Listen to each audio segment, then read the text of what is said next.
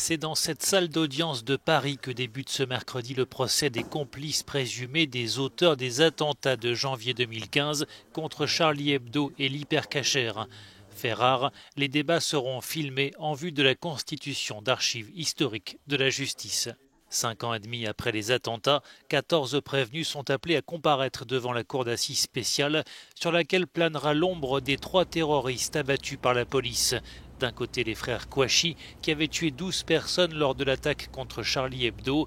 De l'autre, Amédi Koulibaly, qui avait abattu une policière à Montrouge et 4 personnes, toutes juives, dans une supérette cachère. 3 de leurs principaux complices présumés seront absents du procès, dont Ayet Boumedienne, l'ex-compagne d'Amédi Koulibaly, qui avait quitté la France pour la Syrie via la Turquie quelques jours avant les attentats. C'est elle qui aurait été filmée par ses caméras de vidéosurveillance.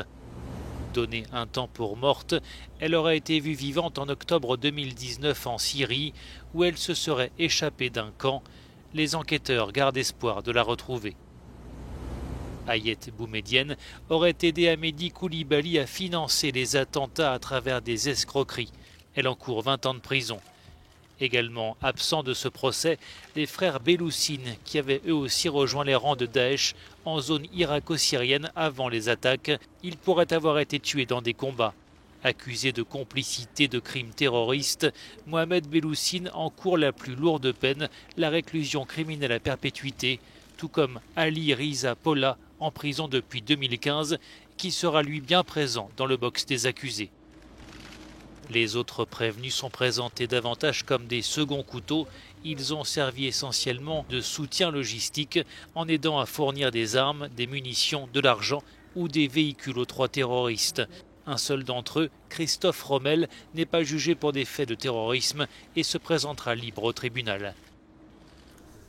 Ce procès doit aussi aider les témoins des attaques et les proches des victimes à se reconstruire. Près de 200 personnes se sont constituées partie civile et plusieurs d'entre elles doivent témoigner à la barre. Le procès doit s'étaler jusqu'au 10 novembre.